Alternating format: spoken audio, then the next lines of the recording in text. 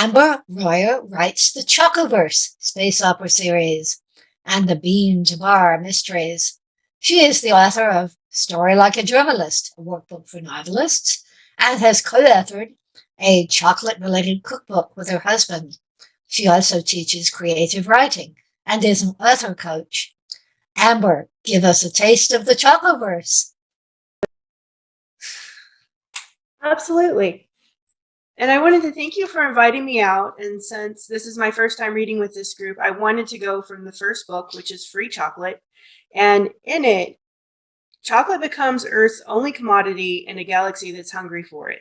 They have copies of everything else, but the source of chocolate cacao beans, Earth has held on to. And if they keep holding on to it much longer, my protagonist is convinced that there will be war. So she puts herself in a unique position to get cacao beans off planet. Shortly thereafter, in an attempt to sell them in a way that will help prevent war, she winds up getting shot by a galactic inspector because what she's done is highly illegal. So we're going to pick up when she's by herself, disillusioned, on the run, and when the shuttle touches down, the door opens on the silhouette of a certain galactic inspector, gun drawn, a smile on his reptilian lips. Claro. I force my own suddenly stiff mouth to move. Tyson? He dips his head at me, bringing it against his chest with that unnerving flexibility. The scales on his forehead glisten in the light, almost like flowing quicksilver. Despite the wedge-like flatness of his face, Tyson's hands aren't lizard's hands. No, no. They're boxer's hands. And today each flexible digit is graced with an engraved silver ring that gives him the same effect as brass knuckles. When he parts his lips, I can see his tongue because the guy's got no front teeth. You have to have front teeth to say THs. Tyson can't. Otherwise, he speaks perfect English. Hi, Bo. 'Tis such a beautiful day for a trip back to Earth.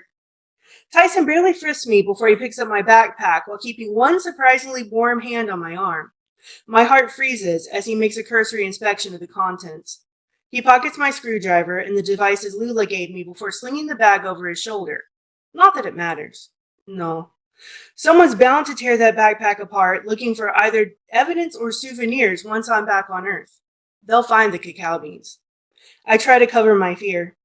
So, what happened to your partner? He shrugs. I usually work alone.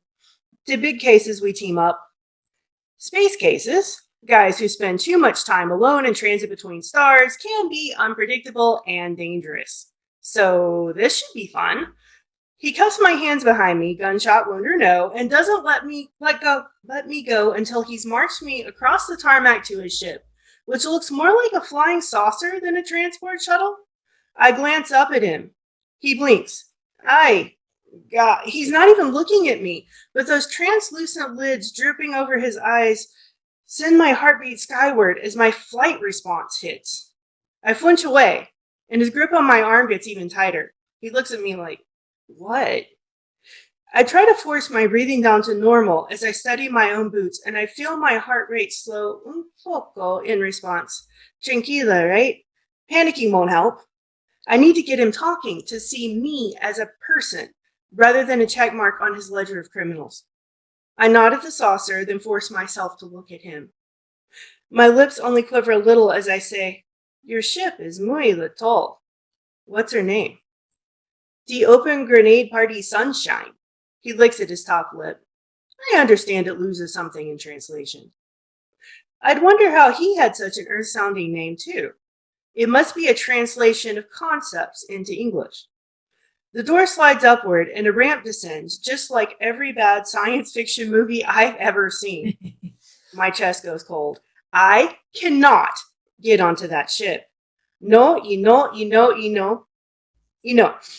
I back up, bumping against Tyson, feeling the panic rising inside me again, demanding that my feet run, but he doesn't even seem to notice me trying to wrench my arm out of his grip.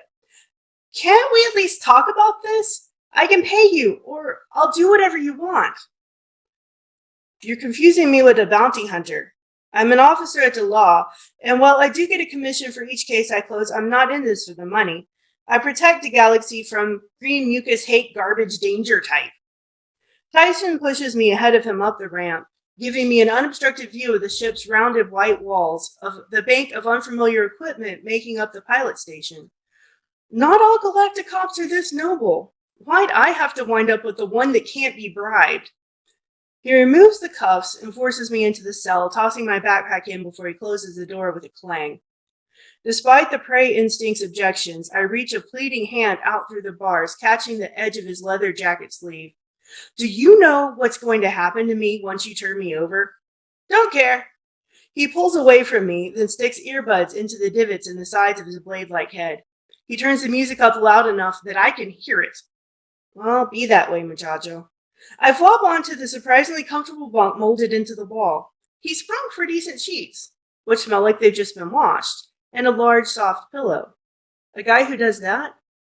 I suspect he really does care. Eventually I sleep, and when I wake up, something's off. We land and a mechanic shows up to help. He turns the power off for a second, which disengages the lock on my cell. He and Tyson go outside. A gushing noise precedes a rhythmic pumping somewhere inside the walls. We must be at a refueling station. I put a hand on the cell door and push. It swings open. My tongue tries to step to the roof of my mouth as I step out into the main body of Tyson's ship, crossing to the exit door. Oi, I freeze. Tyson's headed this way. He's got his head down, peering intently into the contents of an antiquated beige paper folder. I slip under the nearest starship and crawl out the other side, trying to look casual as I search for an exit to the spaceport, which is basically an oversized piece of tarmac with refueling hoses sticking up all of it, ringed by walls too far away for me to spot over all the other ships. Tyson's yelling. He must have looked up and realized the ramp to his ship was down.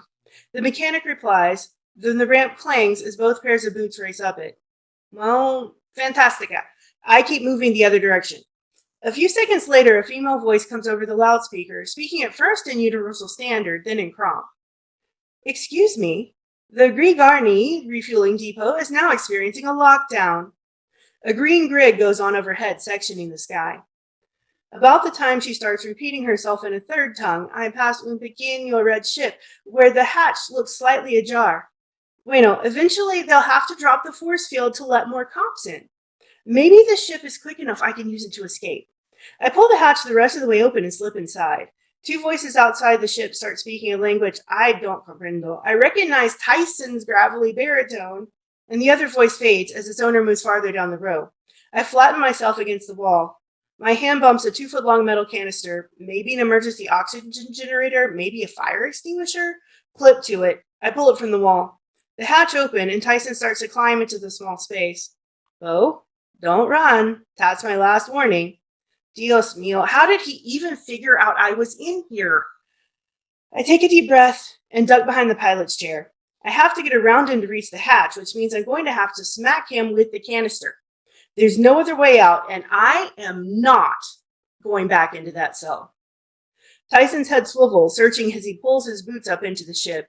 His spine flexes in near impossible ways, so I wait until he's mostly facing away from me. Then I hit him between the shoulder blades. The hard, heavy thud reverberates back up into my arms. He goes sprawling and lets out a groan. For a second, I'm frozen in shock. I didn't really expect that to work. So about a page after that, Tyson catches up to her, and he actually bites her. And so she spends the rest of the book trying to figure out how she's going to get an anti-venom before things get too bad without having to actually turn herself in. And it adds this whole other layer of complication to everything else that's going on.